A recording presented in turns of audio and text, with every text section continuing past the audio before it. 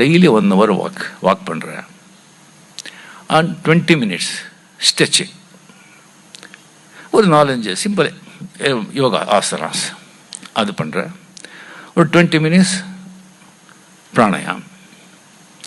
And sofa மேலே சேர்லாம் உட்காரது கிடையாது, கீழே தான் உட்காருது. தூங்குறது தரையில் தான். அண்ட் மேக்ஸிமம் இந்த ஒயிட் ஃபுட் ஐட்டம்ஸ் அதை நான் அவாய்ட் பண்ணுறேன். சுகர், சால்ட், ரைஸ், மைதா, பால், தயிர், வெண்ணெய், மாத்திரை, இதெல்லாம் நான் அவாய்ட் பண்ணுறேன். அண்ட் குரு மந்திரம், இந்த குரு மந்திரம் எப்பவும் ஜபிச்சுக்கிட்டு இருப்பேன். ஏதாவது எண்ணங்கள் வந்தால் அந்த குரு மந்திரம் அதை ஆட் பண்ணிடுறேன். அந்த எண்ணங்கள் சேர பண்டல் ஆஃப் எண்ணங்கள் தான், bundle of thoughts, that is மனசு. அதான் மனசு. ஸோ எண்ணங்கள் நல்லா இருந்தால் தான் மனசு நல்லா இருக்கும், மனசு நல்லா இருந்தால் தான் வாழ்க்கை நல்லா இருக்கும்.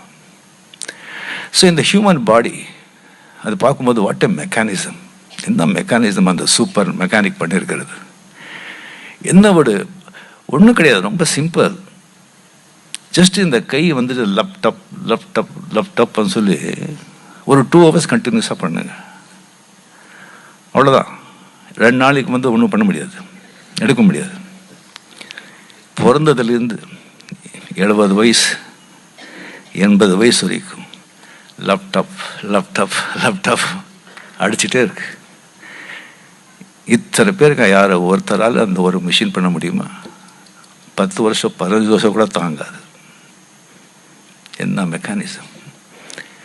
பிளட் உடம்புல பசி வச்சான் ஆண்டவன். அந்த பசிக்கு ருசியான சாப்பாடு வச்சான், அப்போ தான் சாப்பிடுவா அப்படின்னு சொல்லி அதை அந்த நியூட்ரிஷன் பிளட்டெல்லாம் மாற்றி அதனால அதுக்கு அதுக்கு வேறு தேவையான இன்க்ரீடியன்ஸ் எல்லாம் ப்ரோட்டான்ஸ், எலக்ட்ரான் எல்லாமே கம்ப்ளீட்டாக அதில் சேர்த்தான்.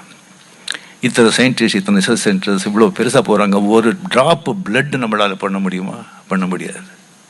இதெல்லாம் தெரிஞ்சிருந்தும் சில பேர் கடவுள் இல்லைன்னு சொல்கிறாங்க. அதை பார்த்தா சிரிக்கிறதா அழகிறதா தெரியாது.